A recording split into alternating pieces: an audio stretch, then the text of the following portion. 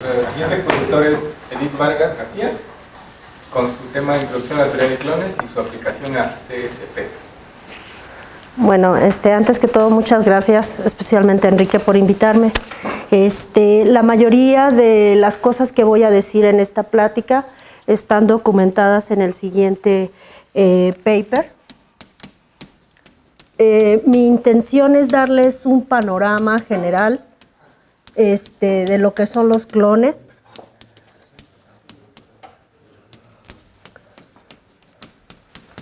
Fue publicado en el 2014. Bueno, la historia empieza desde mucho más atrás, pero da como todo un panorama de qué son clones, qué son, cómo se comen, dónde se aplican, y en especial la aplicación que tienen a teoría de categorías. En especial, bueno, ahí mencionan la conexión que existe entre las teorías de Lower y clones, ¿no? ¿Qué más? Ah, bueno, fue escrito por Sebastian Kerckhoff, Reinhard Poschel,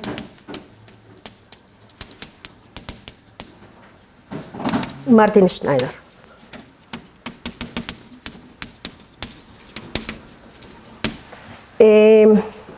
Bueno, yo voy a hacer una permutación aquí en todo lo que es este coloquio.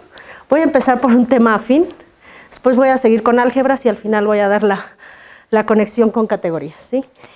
Una disculpa aquí a Omar, que fue el único que estuvo de ustedes en el congreso, en mi plática.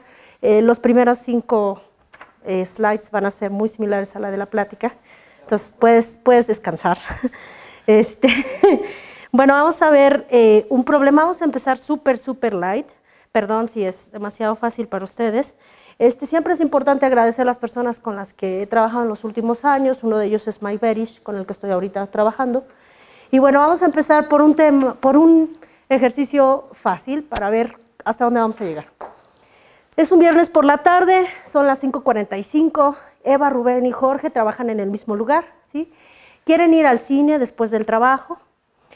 La película empieza a las 6:30, pero necesitan 30 minutos para llegar al cine. Y todos siguen teniendo trabajo por hacer, pero cada tarea que tienen que hacer les toma 5 minutos hacer. La pregunta es si todos pueden llegar a tiempo. Esa es la pregunta. A los trabajos por hacer, bueno, los puse aquí, son inventados, ¿no? Todo este ejercicio es inventado.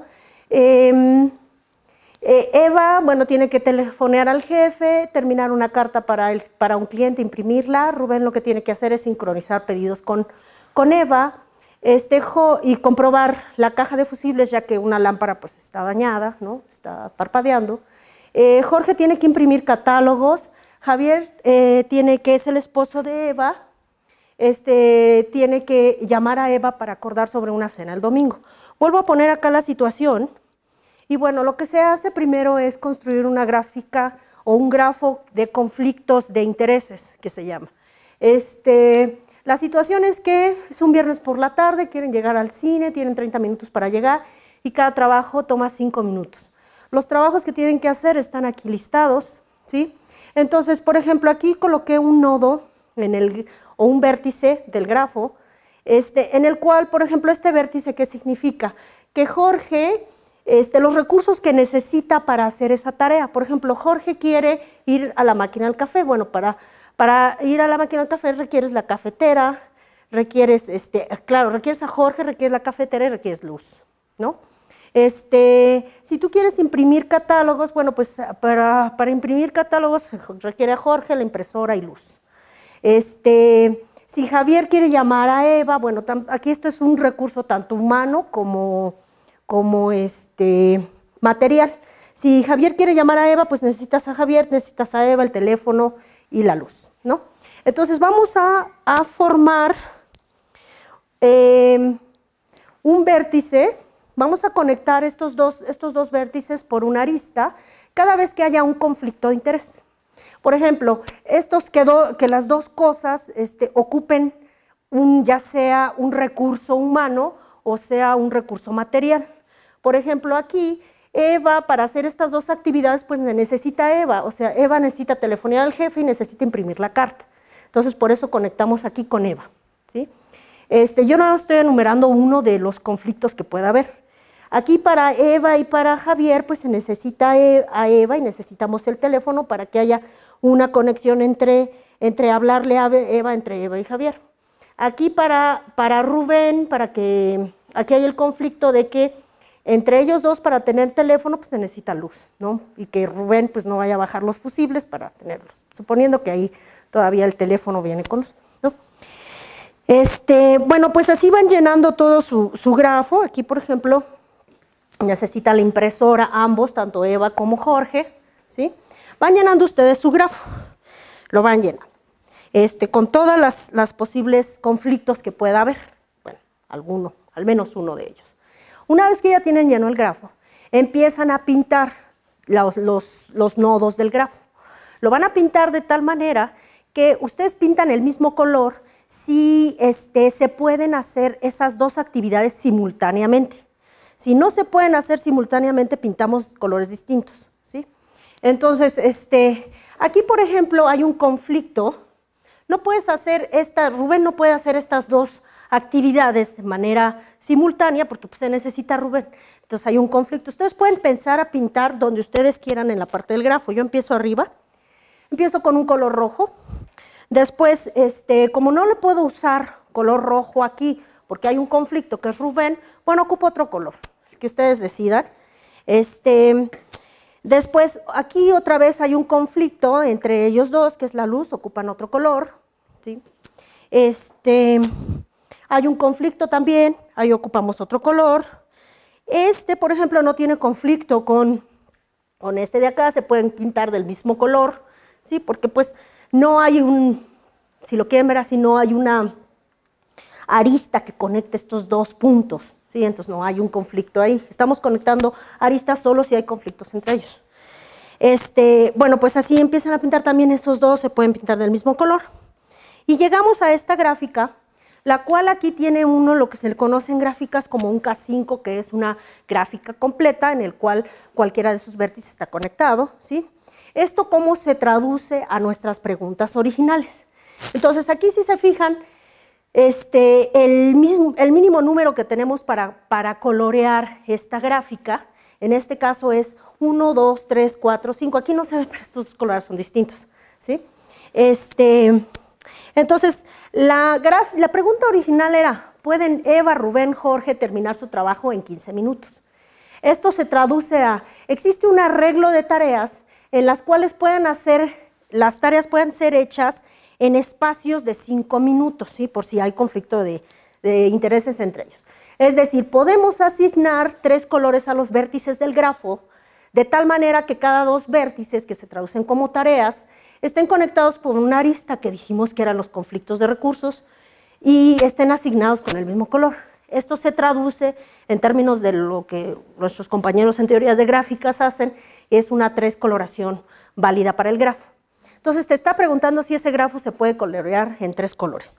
Y ya de alguna forma la respuesta llegamos a que el grafo es mínimo 5 colorable. Como no se puede colorear con 4 y especialmente tampoco con 3.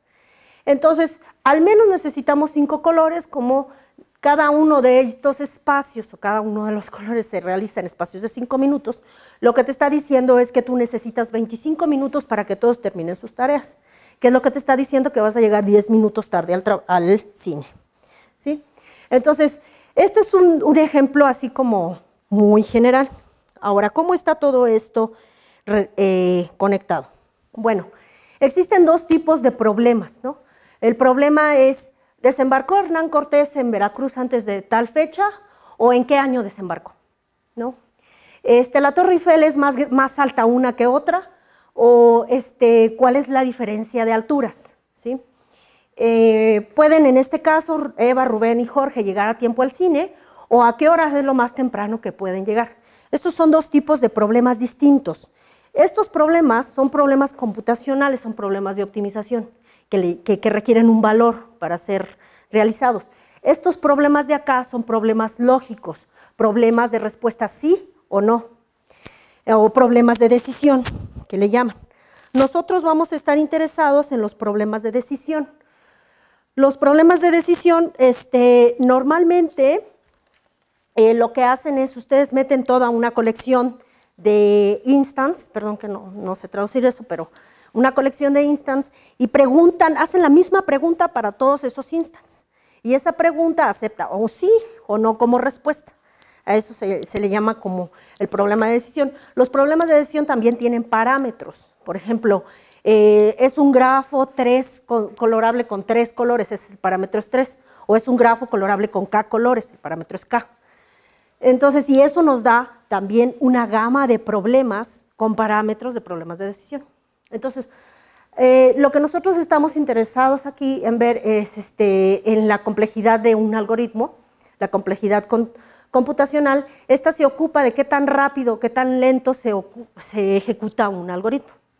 Entonces, un algoritmo vas a decir que es eficiente. La noción de eficiencia se mide en términos del tamaño de ejecución que hace tu algoritmo. Por ejemplo, tú tienes un algoritmo, no importa cómo lo programes, eso es independiente el tamaño de tu algoritmo. Lo importante es que tu algoritmo dependa solo de la entrada de elementos que le estás metiendo, no de la programación misma de qué tan eficiente sea programado el algoritmo. Entonces, cuando el tiempo de ejecución del algoritmo, el cual depende de las entradas que le estás metiendo, se puede acotar por una función polinomial, entonces dices que tu algoritmo es eficiente o bonito. Si tu algoritmo, el tiempo de ejecución, cuando haces el algoritmo que depende solo de las entradas, no lo puedes acotar por esa función polinomial, en otro caso dices que es exponencial, es malo, ¿no? La clase P es el conjunto de problemas de decisión en el cual los algoritmos están polinomialmente acotados. ¿Eso qué quiere decir?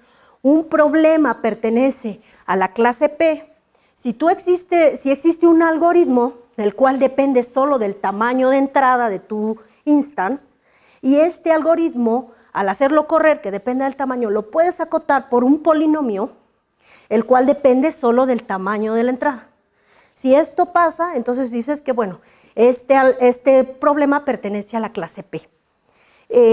Combas en su tesis probó que la clase P es exactamente los problemas de decisión, coincide con los problemas de decisión que son calculados eficientemente, o que son aquellos que son tratables, ¿no? Ahora viene una cosa que se llama reducciones. ¿Voy muy rápido? ¿No? Es que esto a lo mejor no es interesante para ustedes desde el punto de vista categórico, ¿verdad? Pero nos dice para dónde vamos. Entonces, viene una cosa que se llama reducción. Reducción es transformar un problema en otro. Entonces, tú vas a decir que un problema es reducido a Q. Si existiese un algoritmo que resuelve entonces ese algoritmo lo puedes meter como subrutina y resuelve automáticamente A eso le llamas reducción. Una reducción de un problema a otro puede ser usada para demostrar que el segundo problema no es más difícil que el primero, ¿sí? Entonces, básicamente lo que ustedes tienen es aquí, tienen su problema P, su problema Q, los cuales pues son problemas de decisión, en el cual tienen ustedes instances que les van a decir sí, que les dan el valor de sí al hacer el programa. Dicen, bueno, esta sí es. Los instances que les dan el valor de no. Q que les da el valor de no. Tienen una función, que esta es la función que le llaman eficiente. Y el truco es que si tú tomas un elemento y se lo aplicas, si un elemento de tu problema se lo aplicas a la función, y si resulta que es uno de los que sí te resuelven el problema, pues entonces tiene que venir de uno de los que te resuelvan, implica que te resuelva el problema en P.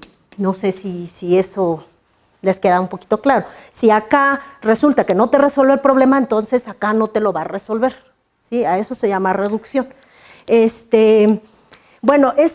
es una relación. Esta es una relación la cual es transitiva. Si tú tienes que un P es reducido a Q y un Q es reducido a R, entonces P es reducido a R. Es una relación transitiva.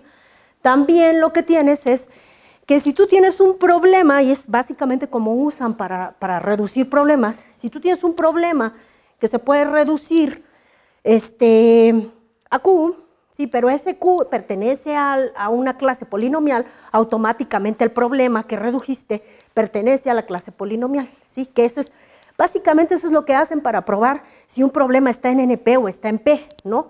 Te buscas un problema que esté en esa clase y lo reduces en tiempo polinomial y ya dices, ya, este es tiempo polinomial, o si lo reduces a uno que está en la clase NP, pues este es NP, ¿sí? Es básicamente lo que haces, te buscas problemas que tú sabes que son NP o que tú sabes que son P y haces esas reducciones, ¿no? Bueno, vamos a ver qué es lo que es C-hardness, perdón, es que hay muchas cosas que yo sinceramente las aprendí en inglés y ya no me sé cómo se traducen bien y un poquito flojera de que no he visto bien cómo se traduce, ¿no?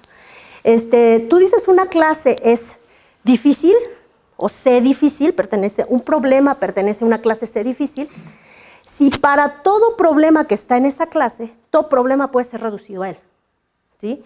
Entonces tú dices, ese problema es difícil o pertenece a esta clase, si todo problema que está en mi clase yo lo puedo meter ahí. Entonces, vamos a ver qué es lo que, aquí puse los siguientes diagramas, en lo cual ordenas aquí los problemas conforme uno está, es más, se puede reducir al otro, ¿no? Uno es más difícil que el otro. Entonces, por ejemplo, aquí el punto, no sé, es que no sé si se vea, pero yo no sé si ven, no sé. ¿Se ve más? No, ¿verdad? ¿Está igual? Bueno, no sé si vean que estos son puntos rojos, los que están aquí. ¿Sí? Ese punto rojo significa Q. Y entonces, vamos a identificar si ese Q es C-hard o no. C es aquí mi clase, toda esta es la clase, ¿no? Entonces, tiene que cumplir nada más lo que dice arriba, ¿no? Entonces, en este caso, este punto aquí sí es hard. ¿Por qué es hard? Porque todo elemento que está aquí, todo problema, puede ser reducido a él, si él está por arriba de todos ellos, si quieren verlo así. En este caso, por ejemplo, también es hard, porque todo problema que pertenece a la C clase, ese hard, puede ser reducido, está por debajo de él, puede ser reducido a él. No es, tampoco es, y este tampoco es, ¿no? ¿Por qué? Porque acá hay elementos que están muy por arriba de él.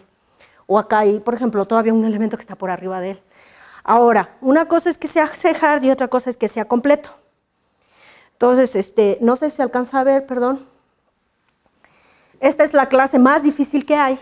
Y tú vas a decir un problema pertenece a la clase C completo si no solo es difícil, sino también este problema está dentro de tu clase. O sea, por ejemplo, en este caso, aquí yo estaba aquí como siendo un poquito tricky, porque este problema sí es difícil, pero no es completo, porque no está dentro de tu clase, no pertenece dentro de los problemas que estás tú estudiando. Entonces así empiezas a identificar y este es el único tipo de problemas que es difícil y es completo, ¿sí? Entonces, lo que nos interesa son problemas difíciles, los problemas NP. Los problemas NP es un conjunto de problemas que si bien es bien difícil encontrar su solución, la verificación de su solución se hace en tiempo polinomial. No es de que no tengan solución, es que son difíciles de encontrarlas, pero cuando las verificas así. Por ejemplo, el ejemplo más conocido para mí es el de Sudoku. Hay unos sudokus que te avientas, que para encontrar la solución es bien difícil, pero verificarla tú verificas por fila, por columna, por esto, y ya lo haces eso en tiempo polinomial. Por eso pertenece a esa clase NP. La coloración de gráficas homomorfismas e isomorfismas, esta, por ejemplo, es un tipo especial de clase NP, la cual no es, ¿cómo se dice? Se han probado algunas cosas, todavía ni siquiera se sabe. El problema consiste en, yo te doy una gráfica, te doy otra gráfica que es más o menos del mismo tipo y ver si existe un isomorfismo entre esas gráficas. Pero en general, cualquier gráfica que tú le metas. ¿La qué, perdón? La N. Es por polinomial, la N que es por Non-deterministic, ¿no? Es algo que tiene que ver con esa cosa de Turing. Pero yo, la verdad, las máquinas de Turing me gusta verlas como semigrupos y ya estuvo, ¿no? Sí, en esas cosas. Bueno, lo que decía, para K mayor o igual que 3, esta cosa de gráfica coloración es NP, ¿sí? En 4 colores es el dichoso teorema famosísimo que tienen los de teorías de gráficas, el cual daban un mapa, creo que empezó toda la historia con un mapa de Australia, y les pedían colorear las regiones de Australia con 4 colores, de tal manera que cualquier región que estuviera una conjunta de otra no tuviera el mismo color. Ese teorema, unos es aceptado, otros no, porque ocupó, fue un proof, ¿cómo le llaman? Computational Proof Assistant. O sea, fue probado a través de computadora y por eso algunos lo rechazan, otros no. Bueno, aquí pues es algo que ya más o menos es intuitivo saber. Los NP, pues los P están contenidos en NP porque sí son polynomial time verificables, los puedes verificar en polynomial time y también los puedes resolver en polynomial time. O sea, esta inclusión siempre se da. Yo estoy partiendo del hecho aquí que P es distinto de NP para que esto tenga sentido, todo lo que voy a decir a partir de aquí. Si no, pues no, todo colapsa y es la misma cosa. O sea, no está llegando a nada más. Entonces, pues el NP hard, pues ese es el que está, son los que están por acá, y por acá adentro están los completos, que sí pertenecen a la clase, ¿no? Y son los que nos interesan ver. Entonces, ahora sí llegamos a la parte de lo que se llaman los problemas de satisfacción de restricciones, los CSP. Estos se pueden ver desde el punto de vista algebraico, desde el punto de vista lógico. Yo estudié álgebra universal. Entonces, le metes un poco de fórmulas a álgebra universal y ya estás en teoría de modelos, ya estoy en lógica. Le quito esas fórmulas y ya estoy pues, en álgebra, ¿no? Pero no la álgebra estricta que por acá se ve. Es una más tranquila. Bueno, a mí me gusta más. Bueno, pues, ¿qué es lo que empieza? Tú metes aquí en tu problema de satisfacción de restricciones, aquí metes una estructura relacional, es decir, un conjunto y relaciones sobre el conjunto. Ahí la estás metiendo. Metes una forma que ya se demostró que es suficiente meter fórmulas del tipo primitivo positivo, es decir, fórmulas que aceptan nada más cuantificadores existenciales y que aceptan nada más conjunciones y, bueno, en este caso los átomos, que le llaman que son las relaciones. Esta significa que X, Y está en la relación 1, que X, Y, Z está en la relación 1, así, ¿no? Entonces tú le metes una sentencia primitiva y te preguntas si esto es válido. Esta es la formulación desde el punto de vista lógico. La formulación desde el punto de vista algebraico es la siguiente. Tú te das una estructura relacional que le llamas gamma. La gamma tiene su propio dominio, tiene su propio conjunto de relaciones, ¿no? Aquí las relaciones, la D, normalmente se está tratando finita, pero también se puede ser infinita.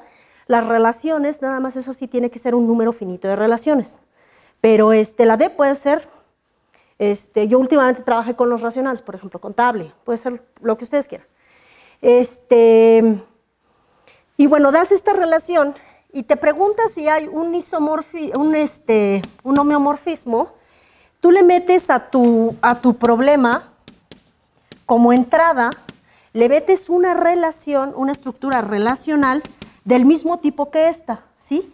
Es decir, puede ser otro conjunto, pero las relaciones, y aquí tienes relaciones binarias, acá binarias, ternarias, etc., ¿sí? Entonces, es el mismo tipo de relaciones, y lo que te estás preguntando es si hay un homeomorfismo entre estas relaciones que preserven realmente la estructura de cada una de las relaciones. Es decir, metes otras relaciones que le llamas estrellas que dependen de B, y te preguntes si existe una S, una asignación de B a D, ¿no? Tales que, pues, si aquí preserve las relaciones que están conectadas acá, cuando le pones la imagen, preserva estas relaciones. Estas dos formulaciones son equivalentes. Este es totalmente algebraico, estás buscando homeomorfismos entre estructuras relacionales. El otro era lógico, pero lo mismo. En general, esta clase es en NP, está en NP. Vamos a ver con el ejemplo que empecé, vamos a ver las dos formulaciones, ¿sí? Entonces, tú empiezas con una gráfica, ese es vamos a verle, este sería el CSP de esta relación, la cual es diferente. Tú empiezas con una gráfica, como entrada una gráfica finita con sus vértices, sus aristas, y te preguntas si existe una coloración de esta gráfica. Es decir, si existe una asignación de los vértices, como quieres unos 3 colores, al 0, 1, 2, o lo puedes poner, no sé, rojo, verde, blanco, lo que tú quieras, tales que vértices acá conectados por aristas, te los mande a distintos colores. La S es como tu asignación de colores, es tu asignación de colores. Entonces, esto en una CSP, ¿cómo se puede poner? Bueno, de entrada, el que tú quieres ver, es el CSP de esta relación, que es la relación de diferencia. Entonces, tienes que encontrar una asignación que va de una estructura relacional que tú metes como entrada, que en este caso tu estructura relacional va a ser una gráfica del mismo tipo, tienes que encontrarlo que sea un homeomorfismo entre esta y esta estructura, ¿sí?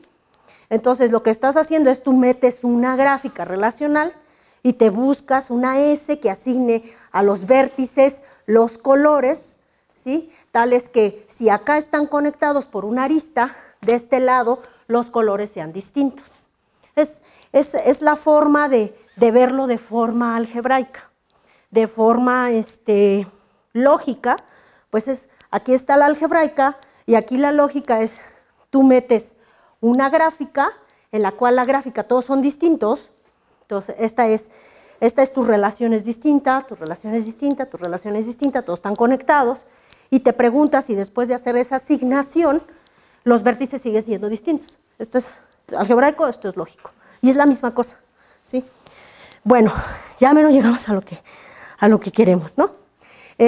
Bueno, en general, mucha historia me estoy saltando, y aquí son papers y papers alrededor, pero no míos, claro, de un montón de gente. Pero lo importante es que esto empieza en 1979 con Sheffer. Fue el primero que hizo la descripción, dado una estructura relacional, un álgebra.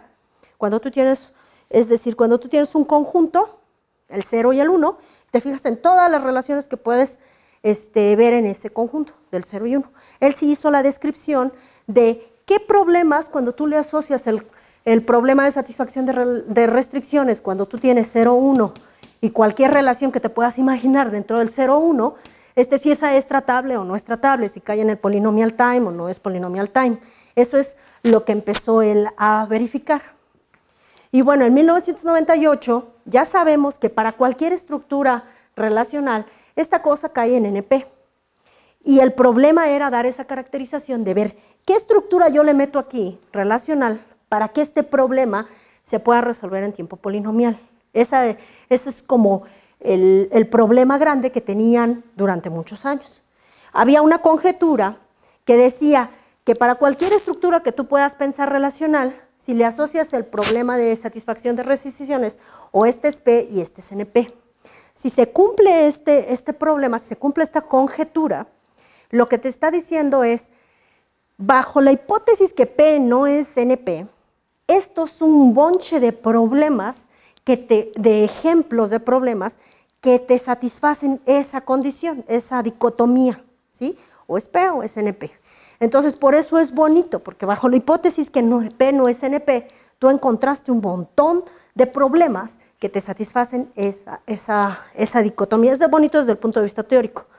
Entonces, apenas el año pasado, en una conferencia que fui en junio del 2017, Dmitry Shuk y Bulatov, ambos rusos, por su parte, Bulatov en Vancouver y Dmitry en Rusia, empezaron a hacer pruebas independientes. Esto ya tiene una historia grande, ya habían hecho como varios attempts, ¿no? Primero, ¿qué pasa cuando el álgebra tiene 3 elementos? ¿Qué pasa cuando el dominio del álgebra tiene 3 elementos? ¿Cuándo tiene 4? ¿Cuándo tiene 5? ¿Cuándo tiene...?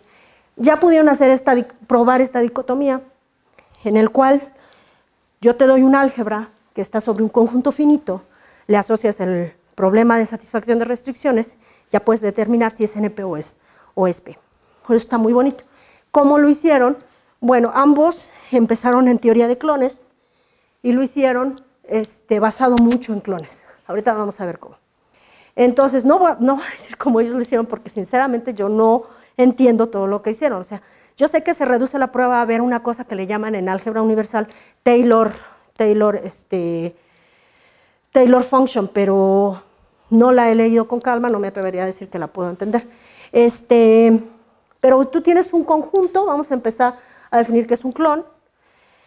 Tienes un conjunto y tienes funciones, ya no nos interesan funciones solo unarias, o sea, un clon es como una generalización de un monoide, si lo quieren ver así. Son funciones que van ya ahora de AN a A. ¿Por qué digo que es una generalización de un monoide? Porque en un monoide tienes funciones que van de A a A. Tienes identidad, tienes composición de esas funciones, la cual es ay, se me fue el nombre. Bueno, ahorita lo vamos a ver. ¿Cómo le llaman? ¿Qué hace esto? Asociativa. ¿Qué es asociativa? Sí. Bueno, entonces, lo mismo vas a tener en clones, ¿no? Nada más que con funciones de aridad más grande. O sea, aquí ya nos olvidamos que hay de una aridad, sino son varias aridades. OAN va a ser mi conjunto de todas las operaciones que van de AN a A. Y bueno, OA es el mundo donde voy a vivir. Son funciones, imagínense, como el mínimo de X1, 2, 3, 4, 5. Esa es una función que podría estar ahí. Luego venimos a lo que son las proyecciones. También juegan un papel importante dentro de clones. Proyecciones, pues no es nada más que tú agarras la tupla y proyectas en la coordenada que te indique aquí la función. También es una función en área. J la van a denotar como el conjunto de todas las proyecciones. Entonces, tenemos aquí, para definir clones necesitamos dos ingredientes. Uno es esas proyecciones y el otro es cómo vas a componer funciones que son de distinta aridad. Cuando tú tienes funciones de unarias, pues la composición pues ya, ¿no? O sea, nada más es la superposición de uno y el otro, ¿sí? Cuando tú tienes funciones en áreas y son de distinta aridad, ¿cómo las compones? ¿Sí? Entonces, nada más las superpones. Es decir, si tú tienes una función, la cual es de aridad K, tienes K entradas, pues entonces vas a necesitar K funciones de la aridad que te puedas imaginar y le metes la tupla a cada una de las funciones, ¿sí? Y una vez que ya evaluaste cada una de las funciones, el resultado lo vuelves a evaluar.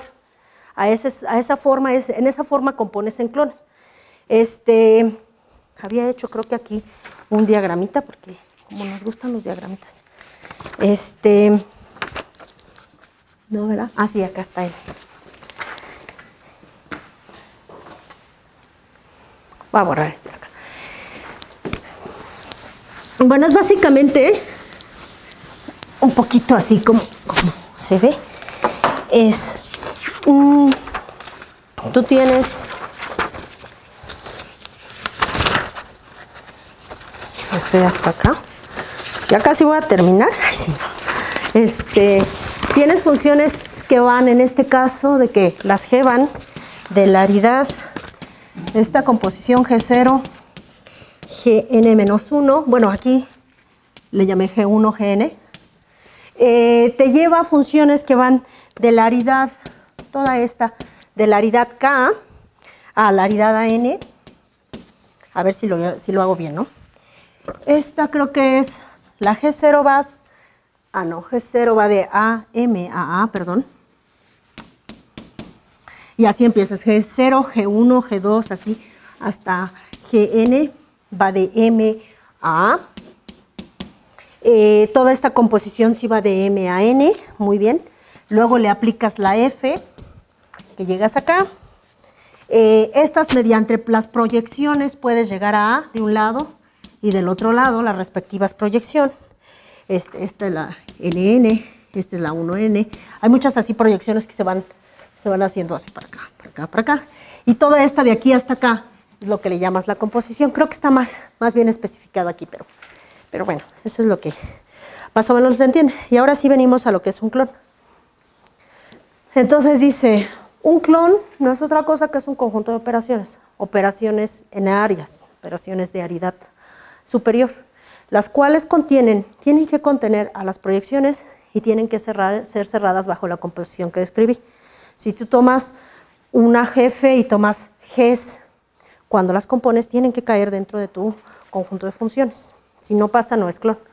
Entonces, los ejemplos más triviales que hay es el clon de las proyecciones, Porque este es un clon. Bueno, JA, que es el conjunto de todas las proyecciones, está contenido en sí mismo. Entonces, ese JA contiene a todas las proyecciones. Y composición de proyecciones sigue siendo una proyección. Imagínense una proyección J en N y todos estos los índices desde I igual a 1 hasta I igual a N, que estas sean proyecciones de aridad M. Esta vuelve a ser una proyección IJ, en N. ¿Sí? Entonces, como la composición de proyecciones vuelve a ser proyección y todas las proyecciones están ahí, entonces pues el conjunto de proyecciones es clon. El conjunto de todas las operaciones es clon. ¿Por qué? Pues porque todas las operaciones contienen a las proyecciones y cualquier operación que te agarres ahí y la compones sigue siendo ahí. Otros conjuntos más interesantes es el conjunto de todas las funciones continuas en espacios topológicos. ¿Sí? ¿Por qué son clon? Bueno, porque cuando haces la proyección sobre productos de espacios topológicos, la inversa de una proyección sigue mandando abiertos a inabiertos, entonces continuo. ¿Sí? Entonces, las proyecciones son continuas y composición de funciones continuas sigue siendo continua. Entonces, la forma en la que las componemos, pues, nos da un clon. El clon de productos de álgebras. Aquí, por ejemplo, cuando me llamo álgebra, me estoy refiriendo a álgebras universales. Una álgebra universal es, tú tienes un dominio y tienes funciones sobre el dominio. Y esas funciones tienen asociada una asignatura, la cual codifica el símbolo de la función y codifica la aridad de la función. Y, por ejemplo, no sé, un grupo lo puedes ver como una álgebra universal que tiene, ya estoy siendo toda Messi aquí,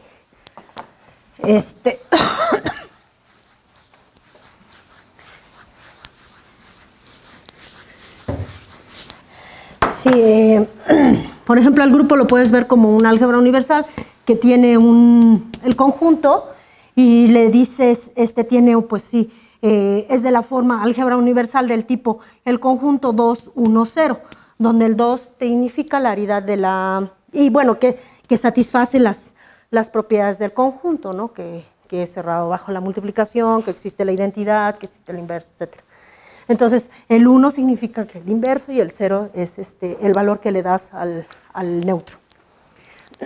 Entonces, cuando tú haces un producto directo de álgebras, ¿cómo se hace el producto directo de álgebras? Bueno, pues haces el producto cruz de los universos y las funciones, bueno, la función, si tienes un producto cruz, empieza a agarrar tuplas, ¿no? Bueno, vamos a hacerlo de 2, A1 cruz A2. Agarras la tupla x1, x2. y1, y2, y le aplicas la función y la función va a aplicar a las primeras coordenadas, las segundas coordenadas. Eso es preservar ese homomorfismo. Entonces, el clon de todos los homomorfismos de productos directos en sí mismo eso es un clon. Ahora, ¿por dónde están los clones? Porque desde el punto de vista de álgebra universal les interesa estudiar los clones. Tú empiezas con una álgebra muy sencilla, del tipo 2, donde tienes los racionales y tienes una suma en los racionales. Empiezas a determinar sus términos. Sus términos no es otra cosa más que una concatenación de cosas, de paréntesis, es una concatenación de paréntesis con símbolos. En este caso, aquí son los símbolos que pertenecen a las variables, el símbolo que pertenece a la función. Este es como el esqueleto de la álgebra. Cuando tú ya les das una validación a tu variable, es decir, cuando le das un nombre a tu variable, entonces sí, ya esto ya le llamas funciones de términos. Es cuando ya la variable tiene dentro de un valor dentro de tu estructura.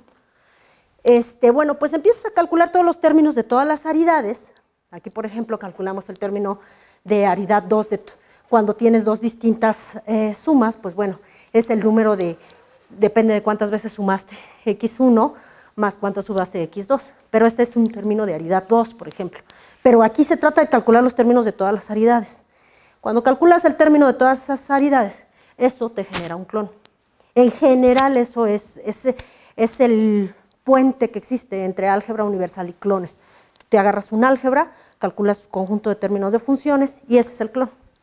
Y no es solo el clon, es uno de los clones más picudos que hay. Es el clon minimal, el clon más pequeño generado por esta función. Esta cosa se define como intersección de clones, es clon, no es difícil verlo. Las las proyecciones están dentro de la intersección, tú te agarras funciones que están en la intersección, entonces, por definición, para toda I que pertenece a algún clon, cada una de las funciones está en el clon, entonces, como es clon, es cerrado bajo la composición, entonces en cada una de los cloncitos es cerrado bajo la composición, y como es para todo, pues es cerrado en toda la intersección, ¿no?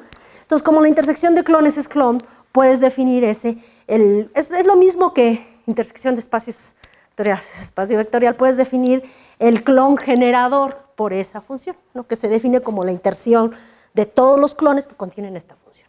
Y es el clon más pequeño que hay. Entonces, ahora viene la parte en la que a ustedes les interesa más y en la que yo me siento como más, no sé, más insegura y más naked, pero bueno, vamos a aventarnos. ¿Cuál es la conexión que existe entre clones? Hay también otra cosa que se llaman clones abstractos. La diferencia entre un clon, todo lo que hemos visto aquí es un clon concreto, son como los grupos de permutaciones. Hay el siguiente paso, a ver a un grupo de permutación como un grupo normal, ¿sí? Ese paso también se da acá en clones. Tú tienes tu clon abstracto, tu clon concreto, y lo quieres ver como un clon abstracto.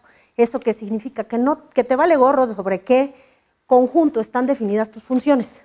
Tú las ves como conjuntos de funciones, como símbolos de funciones, como las proyecciones, no importa sobre dónde están definidas, son unas proyecciones de símbolo, la composición no importa sobre qué conjunto, tú las compones como símbolos de funciones, a eso le llamas un clon, lo voy a poner acá, un clon abstracto, pero bueno, vamos a ver cuál es la conexión que existe entre clones concretos normales, los clones que hemos visto en la primera parte, nada más estamos hablando de los clones que hemos visto hasta ahorita, y lo que le llaman,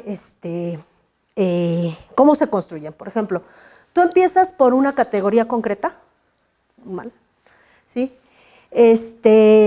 La cual, bueno, su funtor no solo es faithful, sino también es de estos, forgetful, no sé si te das esto, bueno, que va a la categoría set, ¿sí? Te fijas en todos los mapeos que hace ese funtor de tus funciones, donde tus funciones son los homes de AN en A mismo, son las funciones en áreas, ¿sí? Las en áreas, y te fijas en dónde mapea estos funtores, y eso lo haces para toda la N. Aquí tengo que ser muy cuidadosa porque yo nada más les definí funciones en áreas para la N cuando es en los números positivos. Las partes, cuando la función es 0, cuando es una función 0 área, se tiene que considerar un caso aparte, ¿no? Pero en general, cuando tienes n+, esta forma, estos morfismos forman un clon. Y es prácticamente la forma en la que te apoyas en categorías para formar tu clon. Y es sobre cualquier categoría que sea concreta, que tenga este funtor que haga esto, ¿no? Ahora, bueno, voy a definir aquí lo que es un clon abstracto. Y la conexión que hay entre el clon, bueno, acá sigue siendo todavía clon concreto, perdón. Bueno, ¿qué es una teoría de Lavoisier? Lo que me interesa de la teoría de Lavoisier no es el modelo que existe en la teoría de Lavoisier. Entonces, voy a describirles lo que entiendo y claro que alguno de ustedes me va a decir que está mal, ¿no? Pero bueno, vamos a considerar esta como un esqueleto, de la categoría que es de conjuntos finitos, ¿no?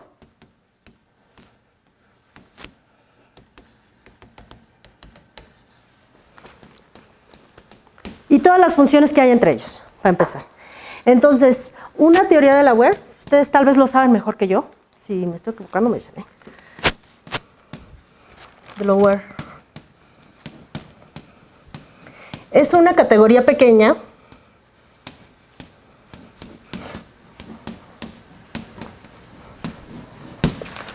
la cual es necesariamente asociativa estrictamente, ¿sí? Con productos finitos, más bien aquí no ocupo lo que son productos finitos, ocupo potencias finitas, ¿no? Porque las funciones que aquí estamos definiendo es sobre A producto con A mismo, ¿no? Son potencias A. Pero bueno, la definición viene con productos finitos.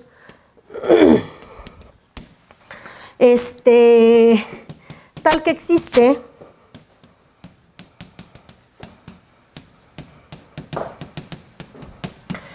un funtor que preserva productos finitos y lo que le conocen como, no sé cómo traducirlo en español, perdón, Identity on Objects. ¿Cómo se traduce? ¿Cómo lo traducen? O sea, nada más sé que tienen el mismo conjunto de objetos, tanto uno como otro, pero bueno.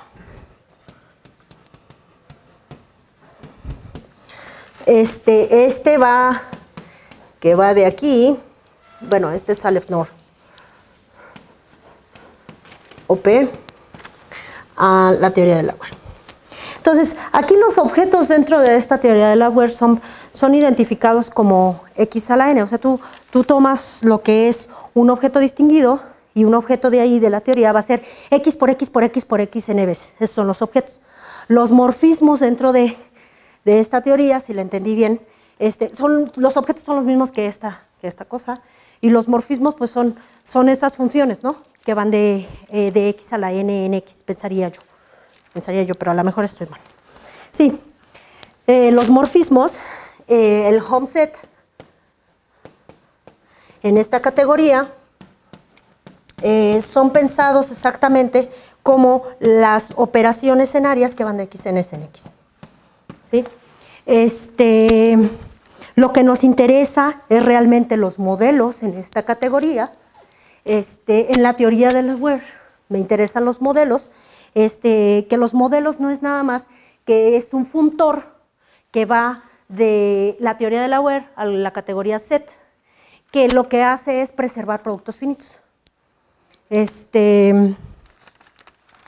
Bueno, entonces, una vez más o menos me dio claro qué es una teoría de Lauer y qué es el funtor, que es el modelo que me interesa. ¿Cómo se va a construir un clon? Bueno, tienes un subconjunto que es un clon y ese va a ser clon si solo así existe un modelo, es decir, existe un funtor entre la teoría de Lauer y la categoría set, tal que mapea las funciones, los que son los homes es el conjunto de todos los mapeos que hay de todos los mapeos hechos por ese funtor.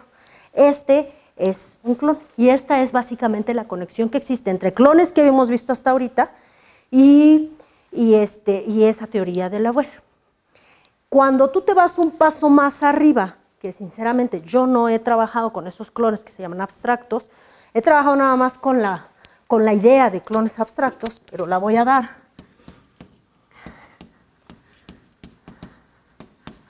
Bill Lauer, en 1963, en su tesis de doctorado, él sí demostró la conexión que existe. Bueno, empezó a trabajar con álgebras, ¿cómo le llamó? Álgebras, no recuerdo, álgebras de funciones creo. En esas álgebras son otra cosa más que clones. Y ahí él fue el que empezó a visualizar esa conexión entre clones y esas álgebras. Quien dio la equivalencia entre clones y esas teorías de Lauer fue exactamente Taylor en 1973, en su tesis que le llamó Malcev Conditions. Ahí es donde da exactamente la conexión, cómo se conectan los clones con las teorías de Lauer. Más o menos, nosotros como personas que nos dedicamos al álgebra universal, estamos bien conscientes de esta conexión que existe, que es 1 a 1, es una equivalencia entre clones abstractos y teorías de Lauer. Pero sinceramente no ocupamos las teorías de Lauer para probar cosas en clones abstractos. No se ha venido ocupando hasta ahora en el 2006, que empezaron a volver a repuntar esa conexión. Sí se han ido, por ejemplo, quieres probar algo en clones abstractos, te vas a la teoría de la UER, haces una dualización ahí o pruebas algo ahí y te regresas. Sí hay 2 papers en ello. En este paper de acá les da la bibliografía, toda la bibliografía de dónde está esa conexión y cómo se da. Entonces, vamos a ver, lo que es un clon abstracto es, tú tienes un elemento que es un natural positivo. Para mí, los naturales, como buena lógica, cero sí los incluye, ¿no? Entonces, los naturales sí están en cero, si tienen al cero, si noto n más, estos son los naturales positivos o los enteros positivos. Y dice, el Cn son los conjuntos de elementos en los cuales tienen las operaciones en áreas, es decir, aquí te olvidas, como les dije, del conjunto donde están definidas las operaciones, y solo la Cn va a ser el conjunto de tus operaciones, de los símbolos de esas operaciones. También tienes que dar, para cada uno de ellos, tienes que dar los símbolos de las proyecciones. Una I que está entre 1 y n.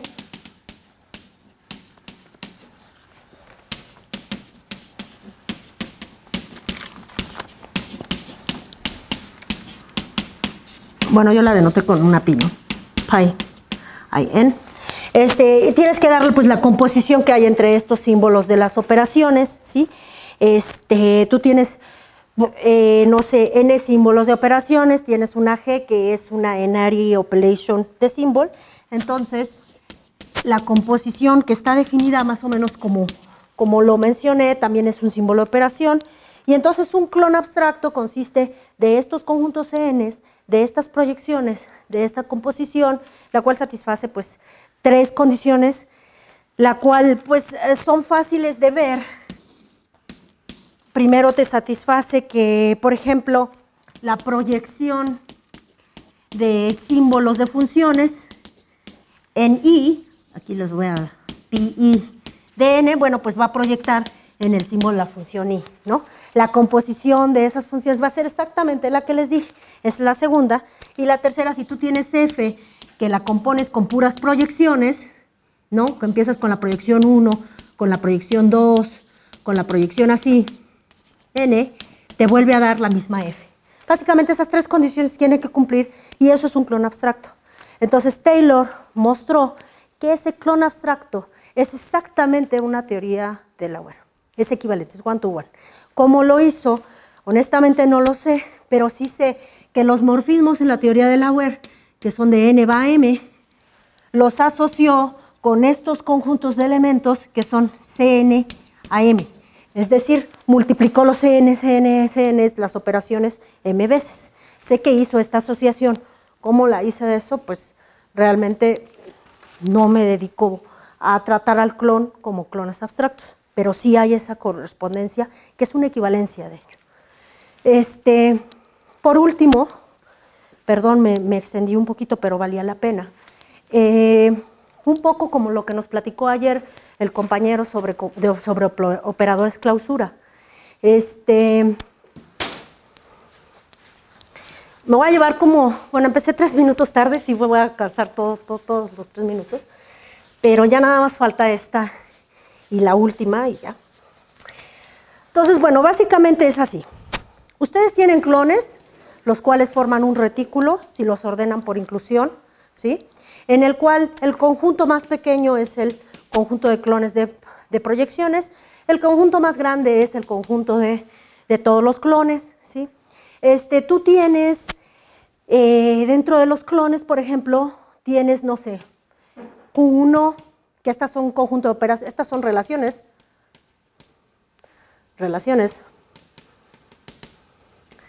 y estas son relaciones, y de este lado tienes, por ejemplo, operaciones, ¿no? Perdón. Acá están las operaciones, acá están las relaciones. Q1, Q2. Entonces existen unos operadores, los cuales yo aquí los estoy definiendo desde el punto de vista como para hacerlo así de homeomorfismos son polimorfismos. Este polimorfismo, este pol, es un operador, el cual, ¿qué te hace ese operador? A este pol lo manda a un conjunto de funciones, ¿sí? Pol Q1, está definido así, o puede estar también definido como el conjunto de funciones que están dentro de tu mundo, tales que para toda relación que esté en tu conjunto de relaciones, la función se preserva. ¿Qué significa? Que si tú tomas unas tuplas dentro de tu relación, le aplicas la función a las tuplas, las ordenas así en una matricita muy bonita. Tú tienes una tupla que pertenece a tu relación. Estoy siendo bien ambigua aquí, pero pues es un mundo. Entonces tienes una tupla que está en tu relación, no sé, la relación de menor que, por ejemplo, 1,2 está en tu relación porque 1 es menor que 2. Tienes 3,4 porque 3 es menor que 4. Y así las acomodas en una matriz. Luego le aplicas la función a tu tupla, la que te imagines que pueda ser, y el resultado te tiene que dar una tupla que está dentro de relación. Cuando pasa todo eso para todas las tuplas, tú dices que F preserva la relación, ¿sí? Entonces, este operador lo que te hace es, te asocia a relaciones, te asocia a funciones. Hay otro operador que se llama INF, que lo que hace es, a funciones te asocia a relaciones. Esto es el conjunto de relaciones, tales que para toda función que está en tu función, en tu conjunto de funciones, F preserva la relación. Estos dos operadores te forman una conexión que le llaman conexión de Galois, que es este Q, le aplicas el pol, llegas a F1. Y acá tienes el F2, por ejemplo. Y este F2, le aplicas el pol, llegas al Q1. Son operadores que son antítonos, no son como los adjuntos que hay en categorías, no lo son más bien operadores los que le llaman polares o algo así. Entonces no se puede dar, pensé yo ayer que lo estaban diciendo que era un adjunto, pero no. Son operadores, lo que le llaman polares, son antítonos, no monótonos. Esa es la situación. Si tú tienes que Q1 está contenido en Q2, que no es en este caso, bueno, vamos a hacerlo. Q2, Q1, cuando tú le aplicas pol, lo que te hace es te voltea la contención. Entonces, la composición de estos dos operadores te da un operador cerradura, que es lo que ayer comentaba el compañero. Los operadores de cerradura son monótonos o idempotentes. Es decir, F está contenido en pol INF de F. Eso le llamas idempotente, ¿no? Y monótono es, tú tienes Q1 o F1 metido en F2. Cuando aplicas tú la composición de los dos operadores, pol inf de un lado sigue respetando pol inf del otro lado. O sea, la composición sí se respeta, es monótona, ¿no? Entonces, bueno, para terminar, ¿cuál es la conexión de todo esto con lo primeritito que yo los traía coloreando gráficas? Bueno, pues el chiste es cómo resolvieron ese problema estos dos rusos. Un problema de satisfacción de restricciones es reducible a otro. Eso es equivalente a probar si un clon, si tú le asocias a tu conjunto de relaciones su clon y si su clon está contenido en el clon de otro. Es decir, si tú quieres demostrar, tú te das un problema de constreñimiento de este problema, quieres demostrar si lo puedes reducir a otro problema, ¿no?, que tú no conozcas, estudia el clon de este cuate y el clon de este cuate, asóciale el polimorfismo, y si uno está contenido en el otro, entonces sí los puedes reducir. Entonces, esta es, y no fue, le tardó un ratito al señor, o sea, ahí sí los de clon teoréticos, dice mi asesor, pues yo todavía estaba muy chavita ahí, se durmieron, ¿no? Porque él sí vio esta conexión, él viene de informática, de la teoría de la informática. Él dijo, bueno, si un clon está contenido en otro, y lo demostró mediante cosas informáticas, ¿no? Pero estaba usando los operadores que se usan en clon. Entonces sí puedes reducir el clon asociado a el problema de satisfacción de reducciones a con este. Y bueno, con eso termino yo mi plática. Queda mucho por decir, mucho sobre el retículo. Lo último que me he estado tratando los últimos papers que escribí fueron acerca de clones topológicos. Pero no quería yo traerlo aquí porque pues, primero tengo que empezar diciendo un clon, ¿no? A la segunda parte ya es, los clones tienen una topología, al igual que un conjunto de permutaciones, lo puedes ver como el grupo de permutaciones lo puedes ver como un grupo abstracto y lo puedes ver como un grupo topológico, cuando la topología es esta del producto en la cual tú asocias los cosets a conjuntos finitos. También los clones los puedes ver, los PolQ los puedes ver como clones, los puedes ver como clones abstractos de la manera que la vimos, o lo puedes ver como clones topológicos. La topología ahí es el producto topology que le llaman. Y entonces la pregunta en la cual me he estado dedicando es, si tú sabes que dos clones son isomorfos, si te preguntas si el hecho de que sean isomorfos, ese isomorfismo es tan fuerte para hacer que sean homeomorfos, que sean isomorfos en topología, que mandes abiertos a abiertos, que la función sea continua y abierta.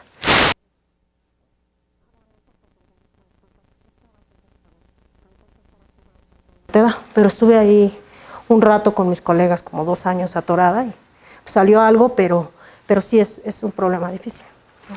Y lamentablemente no traigo aquí todo lo que se tiene que traer, pero bueno, espero les haya gustado. Gracias.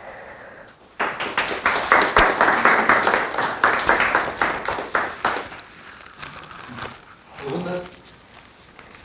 Bueno, yo sí tengo una pregunta. Bueno, me hubiera gustado llegar a tu plática, pero por cuestiones aquí, ¿no? Pero me estoy interesado, mi pregunta es, ¿esto se puede aplicar para computabilidad? Sí. De hecho los clones, mucha gente, como ya los está tratando, los programas. Programas funciones, programas las funciones, programas las relaciones, unas tablotas, unas cosas, te dan unos monstruos. Yo traía una de las latices que me tocó hacer en mi doctorado, no la puedes ni leer, o sea, sí. Algunos de los lo importante aquí que no lo dije es, los clones que te llevan, los problemas que te llevan a resolverlos en tiempo polinomial están bien ligados con encontrar clones minimales. Los clones minimales son los que están un paso arriba de aquí, o sea que no existen clones entre y en la latiz. Para encontrar clones minimales, no los hemos podido encontrar desde el punto de vista de clon teoría. Los hemos podido describir, bueno, yo no. Bela Shakan, un húngaro, los describió para cuando tú tienes un conjunto de 3 elementos, todas las funciones linearias que te puedas imaginar ahí. Y entonces, él describió los clones, cómo son los minimales acá abajo. Bulatov se basó en esos clones minimales, porque él sí vio que había esa conexión entre clones minimales y clones de los que te llevaban a constraint satisfaction problems en tiempo polinomial. Y dijo, si la relación es de este tipo, si la relación es de este tipo y si la relación es de este tipo, asóciale el problema y lo resuelves en tiempo polinomial. Resulta que esa relación era de ese tipo porque estaba preservada por funciones que generan clones minimales. Por ejemplo, la función que es mínimo. Tú generas tu clon por una función que es mínimo, esto es un clon minimal. Y resulta que si tus relaciones, tu conjunto de relaciones, todas son preservadas por el mínimo, todas tú le asocias el constraint satisfaction problem a ese conjunto de relaciones y lo vas a resolver en tiempo polinomial. Ese es el brinco, sí. Y otra pregunta, bueno, más que yo también con esa pregunta realizado pocas cosas que he leído. Entonces, de lo que he leído es que existen distintos paradigmas para estudiar de computación.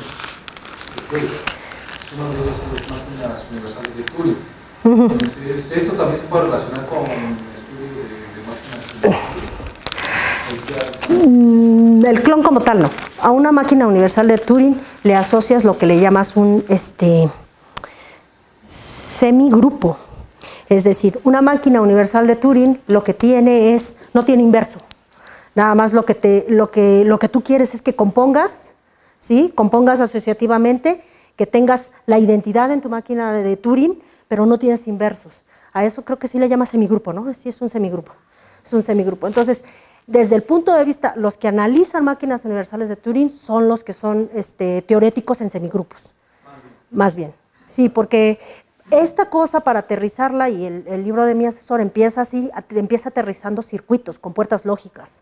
Si abre o no abre, y si abre o no abre, entonces la composición, empiezas tú metiendo todas las funciones, y si abre, bueno, pues la composición esta viene a otra compuerta lógica. Sí, hay como la aplicación. Híjole, yo no la sé. La verdad, ahí sí. En categorías yo, pues nada más lo que aprendí en Alemania es lo único que sé. Pero no soy así. Ahorita ya cuando vine aquí dije, oh, Enrique, ¿a dónde me metiste? Pero me da mucho gusto porque he aprendido muchas cosas, la verdad. Sí, sí, gracias. Agradecemos.